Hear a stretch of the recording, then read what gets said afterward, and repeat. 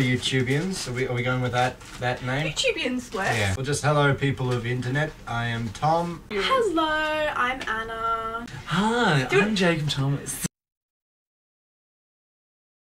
One of my friends who I kind of came to Monash with got involved in a Shakespeare Company show in first year. I ended up being on the committee for Shakespeare Company and it kind of went from there, and I did a few little front of house things, a few little production manager things. I got involved with student theatre after the 2008 O show. I saw it about 3 or 4 times and then signed up afterwards, and then Sarah Collins embarrassed me a little bit by introducing me as the guy who signed up in front of the entire audience at the time. So I went on one of the host scheme camps earlier this year, and Student Theatre were running a program. Saw the O show. I saw it twice. And I spent about 2 months sitting outside the front of the Must office, just slowly working my way into it, like stealth. Sidling in. It's sort of like a possum, just waiting on a tree, and every day just moving that little bit closer, and then he's in. Ginger Ninja. I saw Romeo and Juliet at the Globe. You're in like it was the standing area with everyone. I was even sitting down. This is in the posh area. That's like special, isn't it? Because like, Totally they used to have is. to pay for that privilege. If you're on the ground, you can literally go up to the stage and you can put your arms on the stage. Like, that's how close Man, that's it is. like sacrilege these days. I reckon my favourite, purely because of the effect it had on me, was when the rain stops falling. There's a part in that play where a guy just screams for about 20 seconds. That was probably the moment where I started seeing real emotion on stage. And Priscilla, Queen of the Desert. I loved Priscilla. It was amazing. Loved it. Was so amazing. I think that was the thing that was that I loved more than anything else, was like the really quick costume and makeup changes. They were so quick. There were the cupcake dresses. I was about to say I loved the cupcake dresses. Yeah, which apparently took like cupcakes something like 3 weeks to make each, or something like that, and they cost like, I think like $5,000 or something like that per dress. I was obsessed with the film when I was a teenager. Obsessed. I just burnt the soundtrack off Lauren and Dwyer. It's great. Oh, I loved Stacey Peniston. Finally, it has happened to me. Good. I actually wanted to be a man so that I could pretend to be a woman for a while. I wanted to be a drag queen, but it doesn't work like that. Well, no, because you'd never know how the world would turn out if you got rid of all the... I feel like it would probably just... Other people would spring up in their place. Everyone's seen Back to the Future and you can't just keep changing things, and then there'd be that whole alternate future thing.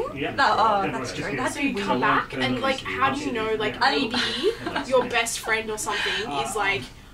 No, your cousin. Related 10 generations from one of those people that you think is so bad. There was some QI where everyone in Europe is descended from Charlemagne, because they worked out the descendants of, like, and multiplied up to the present day, and the descendants of Charlemagne is more than the whole population of the world. So that's insane. When you think it would be amazing. Like, you could raise some really good people as well. One of the problems there is that if you're a baby snatcher, you're probably one of the evil people. I don't know. It's an idea. It's something to look at.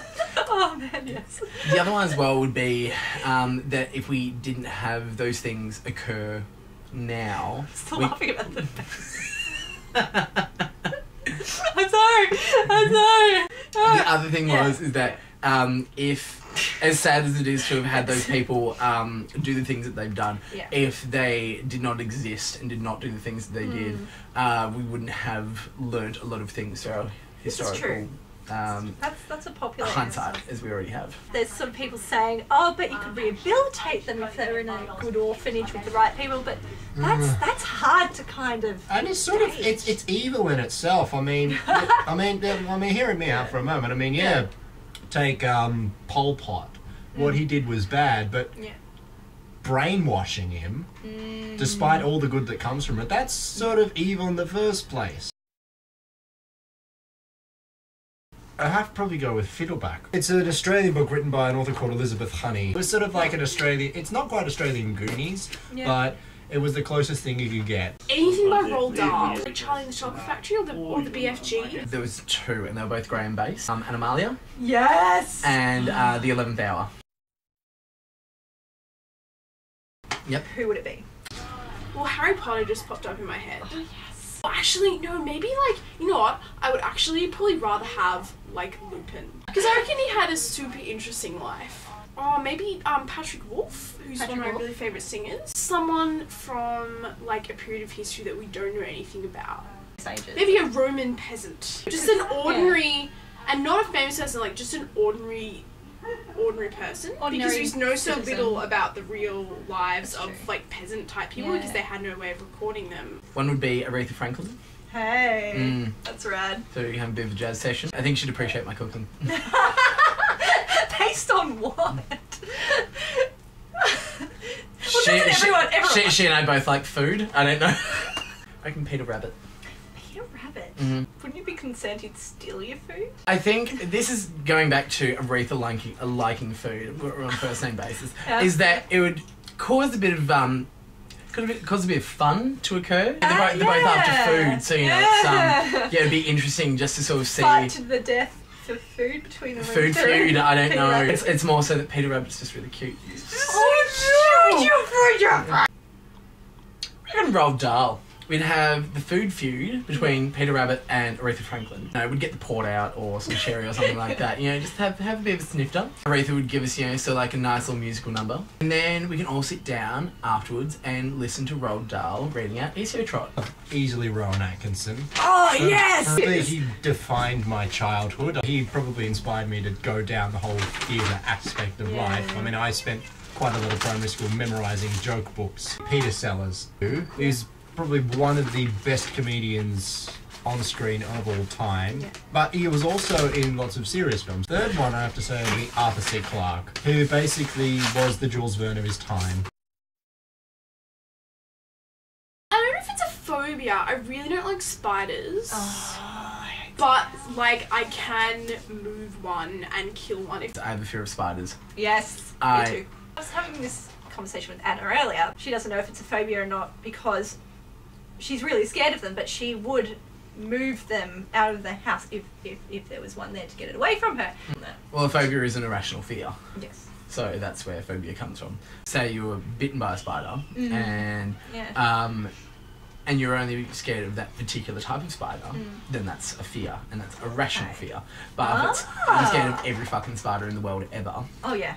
Because they're just creepy even little things. Even if they haven't hurt me. Yeah, even if they haven't hurt you, that's an irrational fear. I've learned about phobias and fears. I did not know the difference. Yeah, I got an intense fear of needles, which is actually rather embarrassing because it doesn't just extend to injections, it extends to any sort of even nails. I can use nails. I'm not. I mean, I've done hardware work before. I mean, I help make sets, so I'm not like terrified of them. See, my body has this weird defense mechanism whereby if you inject it, the blood gets scared and it runs to the only place it knows is safe, which is the head. So basically, I black out. Yeah, I think I prefer flight, and preferably some kind of flight which involves having like massive, awesome wings. Feathery, cool, angel kind of wings. Flight. Flight? Easily. Yeah. Easily. Flight's It's so much easier to defend yourself in court. Think about it. Invisibility is every perv's nightmare, every perv's dream. So, that concludes today's interview with Great. Jacob Thomas. Jacob Thomas, everyone. Yes. Goodbye. Thank you. Goodbye. Bye. Bye. Bye, everyone. Bye. No.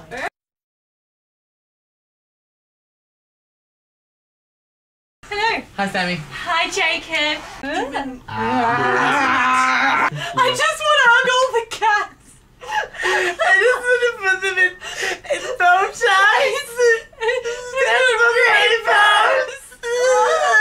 I just love rabbits. I just love it so much. And a little cardigan. I just wish I could hug all the rabbits, but I can't. I should have known it would end this way. Most of the tape's going to be us crying and laughing until we cry and then crying till we laugh. And oh, God. Anyway, we've got... Good. I'm sorry. I'm actually crying a little bit.